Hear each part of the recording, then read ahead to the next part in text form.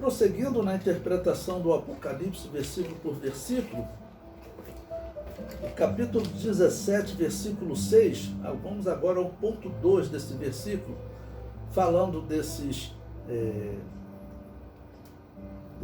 salvos, né, que acabaram sendo mortos pela Babilônia apocalíptica, por essa religião que dominou o Império Egípcio, Assírio, o próprio Babilônio, depois Medo-Persa, grego, dominava o romano e vai estar dominando sobre o reino do anticristo. Tanto que durante a grande tribulação é que ela será destruída, que ela será morta, porque claramente nós veremos que o Apocalipse diz que a besta vai destruir essa instituição. Bom, então aqui o ponto 2 eu digo aí, perpétua e a Babilônia apocalíptica. Eu vou citar exemplo aqui de uma irmã que fazia parte de uma igreja que ela é chamada Igreja Pentecostal Nova Profecia, ou simplesmente Igreja Nova Profecia. Parece que eles gostavam de se identificar como Igreja Nova Profecia, né? E teve uma irmã dessa igreja que ela foi martirizada. Ela foi martirizada. Hoje até católicos falam dela como católico, como uma católica, né? Mas na verdade ela viveu antes de Constantino, ela viveu antes da organização da Igreja Católica, e a história já comprovou que Perpétua, na verdade, ela fazia parte dessa igreja que a Igreja Católica critica muito, que não aceitava o batismo infantil, e os próprios católicos, Eusébio de Cesareia, diz que essa igreja acreditava na atualidade dos dons espirituais, que tinham até 2 profetisas lá. A Igreja Católica critica essa igreja, mas eu li a obra de Eusébio de Cesareia toda e eu não encontrei nenhuma heresia que ele fale dessa igreja. A única doutrina que ele diz que seria herética é porque um dos pastores dessa igreja, chamado Montano, ele pregava que nós estávamos vivendo a era do Paracleto, a era do Espírito Santo. Eu falei, mas o que isso tem de errado? Você pega o livro de Eusébio de Cesareia, ele critica Montano por acreditar que nós estávamos vivendo a era do Espírito Santo, critica 2 profetisas, né, que seriam profetisas nessa igreja. Ele acusa elas de terem profetizado uma guerra e a guerra não teria acontecido. Eu falei, é até muito subjetivo isso, né? A questão de dizer que uma determinada guerra não aconteceu, né? Entendeu? Jesus. Então eu vou contar para vocês essa história dessa menina chamada Perpétua, tá ok? Bom, Perpétua foi uma cristã de Cartago, jogada às feras no ano 203 da era cristã, durante a perseguição do imperador Séptimo Severo. O diário de Perpétua demonstra que ela pertencia à Igreja Pentecostal Nova Profecia. Era a igreja que acreditava na atualidade dos dons espirituais. Ela diz que irmãos foram revelados sobre a sua prisão e morte. Então, como eu disse, vocês vão encontrar na internet pessoas falando muita besteira, né? Muitos malucos, mas a fonte que nós temos, porque a Igreja Católica diz que destruiu essa igreja porque ela era uma igreja muito perigosa, mas a fonte que nós temos, que conta a história dessa nossa nova profecia, essa igreja, é um historiador católico, Eusébio de Cesareia, como eu disse, ele não cita nenhuma heresia, tá bom? Ok? E nessa igreja, ela, além de rejeitar o batismo infantil, ela é exatamente o exemplo de igreja que durante a perseguição eles não negavam a fé. Tá bom? Eu vou falar caso eu vou chamar de romano, ainda não era católico, né, mas romano, que se converteu ao ver cristão dessa igreja ser martirizado. Enquanto a Igreja Católica, a Igreja de Roma, nós sabemos, ela foi organizada, e a Igreja Católica foi organizada em 312, 313, com os bispos que haviam negado a fé durante a perseguição de Diocleciano.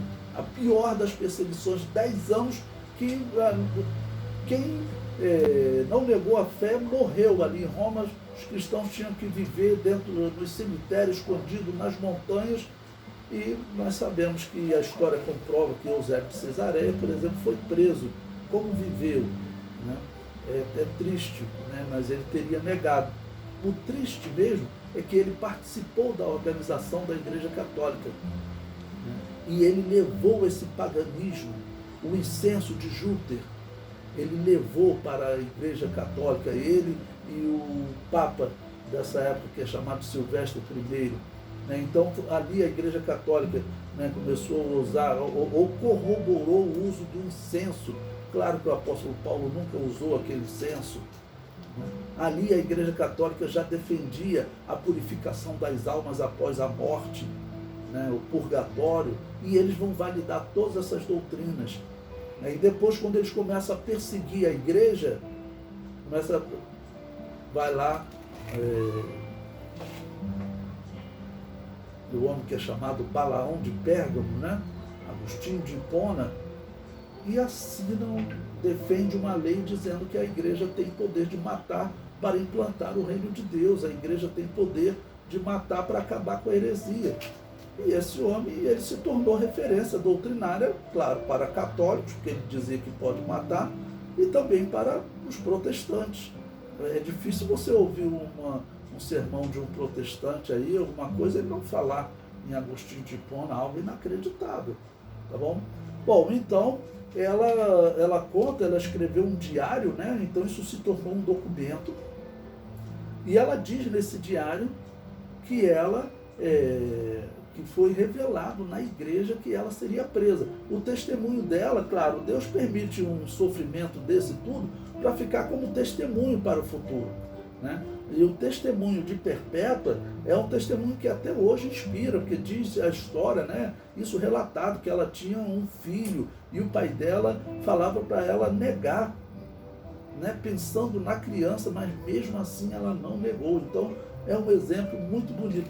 Perpétua era da Igreja Pentecostal Nova Profecia, mas aí os católicos, né, isso é provado, né? Sabiam que ela pertencia, mas os católicos, apesar de criticar essa igreja, dizem que Perpétua era uma mártir católica, né? Bom, prosseguindo, o católico Eusébio de Cesareia fala sobre essa igreja chamando-a de montanismo, devido a um pastor que se destacou nessa igreja no 2º século da era cristã, chamada Montano. Veja o que ele diz.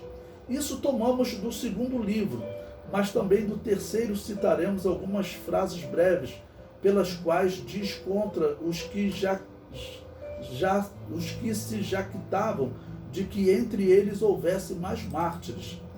Agora bem, quando os refutamos com todo o dito e vêm-se apurados, tentam refugiar-se nos mártires, dizendo que tem muitos mais mártires e que isto é uma garantia fidedigna do poder do Espírito que eles chamavam profético. Mas isto, ao que parece, é de tudo o menos verdadeiro. Ou seja, o católico, ele escreve o seguinte, ele mesmo seria um apóstata. A história diz isso, que ele foi preso, né? E sobreviveu. Então ele mesmo seria um apóstata. E, claro, essa igreja que ele está defendendo, ela já defendia o batismo infantil. Eu sempre falo para vocês, o batismo infantil é uma heresia gravíssima. O propósito do batismo infantil é tirar dos lábios do homem o que Deus mais quer ouvir, que é a declaração de amor, a confissão de fé. E segue-se o símbolo de morte, que é o batismo. É isso que Deus quer. O batismo infantil, ele é uma heresia gravíssima, tá bom? E tanto que por conta dessa doutrina, que eles chamam de heresia, né? Eles dizem que esses grupos que não aceitam o batismo infantil são muito perigosos. Eles decidiram exterminar esses grupos. Aqui ele está só criticando, tá bom?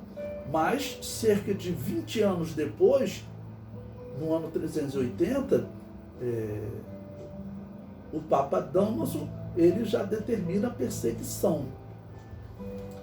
A citação de Eusébio de Cesareia é bem interessante, porque ela diz que eles tinham, né, esse espírito profético, eles chamavam de espírito profético. Seria o nome de Pentecostes, ok? Seria mais ou menos o nome de Pentecostes. Bom, essa igreja, né, como eu disse, nós não temos história dela direito.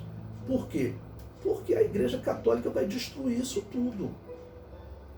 A Igreja Católica, as únicas fontes que nós temos dessa Igreja Nova Profecia são essas críticas de Eusébio de Cesareia, os escritos, né, o diário dessa Perpétua, os escritos de Tertuliano, que todos dizem que são um dos escritos dessa época que você consegue ler com satisfação, tá bom? Porque você vê que é um escrito de cristão, porque já na época dele já tinha alguns defendendo heresias da filosofia grega junto com o cristianismo, e respeitado pela Igreja Católica. E o outro também é Cipriano de Cartago, que ele também era dessa Igreja Nova Profecia, mas a Igreja Católica, por engano, beatificou ele, porque diz que Agostinho de Hipona citava muito Tertuliano. Claro, Tertuliano era um cristão. Ele, quando foi preso, ele manteve a fé, não negou Jesus, foi morto, foi sacrificado. Enquanto outros, nós sabemos, a história comprova, quem organizou a Igreja Católica foram os bispos pagãos, né? Pois bem, citar aqui também um outro exemplo, um livro interessante para vocês, Conhecendo os Mártires da Igreja Primitiva, de Brian Litwin. Ele dá uma citação interessante. Ele diz: a igreja do contexto de Perpétua era marcada por um movimento chamado Nova Profecia. Os historiadores de hoje o chamam de montanismo, por causa de seu fundador ou pastor que se destacava, né, Montano, que começara a difundir suas ideias na Ásia Menor em meados do século II. Então, quer dizer, esse historiador, ele trata esse pentecostalismo dessa nova profecia como tendo sido criado por Montano, né? Porque é o único caso que nós encontramos pentecostalismo ali naquele período, né? Mas não necessariamente. A igreja, ela vinha sofrendo, a igreja fiel mesmo, ela vinha sofrendo desde os dias de Nero. Nos dias de Nero, vamos dizer, sobreviveram aqueles cristãos pobres que perderam tudo. Nas outras perseguições, os cristãos eram normalmente pobres, eles não estavam dominando nos grandes templos, né? Nos grandes templos ficava dominando aqueles pastores que durante a perseguição aceitavam ir cultuar no culto de Júpiter. Quando terminava a perseguição, quem é que ficava pastoreando aquela igreja? Eram esses pastores que tinham negado a fé.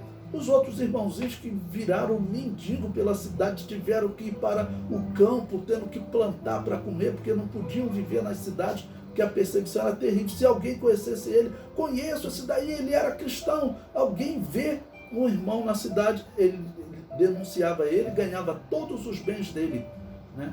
Então, quer dizer, os cristãos começaram a ficar pobres e vivendo nas montanhas. E quem é que ficava bem?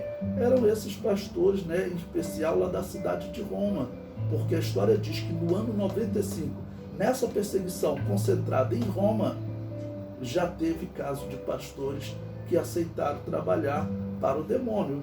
Tanto que eu digo que ali é uma das possibilidades da religião da Babilônia apocalíptica, que estava dominando há muito tempo, ter começado a colocar com aparência cristã, ou entrar no meio, tá bom, de algumas pessoas. Porque depois exatamente surge informação que esses pastores, eles já utilizavam, já tinham adotado o incenso de Júpiter. Pois bem, então, esse é o fundador, ele chama de fundador, né? Mas poderia ser um pastor, tá ok, que deu prosseguimento à fé pentecostal. Bom, nesse livro ele continua. Na África, a nova profecia funcionou como um movimento de teologia ortodoxa, orientado pelo Espírito no âmbito geral da igreja. Pregava que as coisas materiais do mundo estavam passando, que Deus estava falando com o seu povo outra vez, e que nenhum preço, nem mesmo a morte, era alto demais para ser pago pela glória do nome de Jesus. Olha, então, esse historiador aqui, como ele fala, o tipo de pregação que era comum nessa igreja, né? Que era comum, né? Que eles tinham que permanecer fiéis mesmo diante da morte, não negar a fé. E realmente a história diz que eles se destacaram lá porque em Roma a matança era muito grande e nas províncias eram menores, mas mesmo assim tinham, tanto que já vimos uma irmã, Perpétua, que era dessa região, Cipriano de Cartago, que era dessa região. Tertuliano vai se converter quando ele vê cristãos dessa região, dessa igreja, se mantendo fiel e não negando isso até a morte. Ele se converte, ele larga a igreja pagã, ele larga a igreja romana, que ainda não era católica, mas a igreja pagã, que aceitava cultuar os deuses pagãos. Bom, o historiador continua.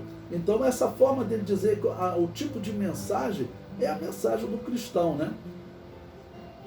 Por esses ideais, a virtuosa e inteligente filha de um aristocrata pagão achou-se aprisionada no ano de 203. Temos de nos lembrar, é evidente, que Perpétua não foi para a morte sozinha, como em geral acontecia com os mártires da igreja antiga. Perpétua percorreu o sofrido caminho da perseguição ao lado de um grupo de companheiros fiéis.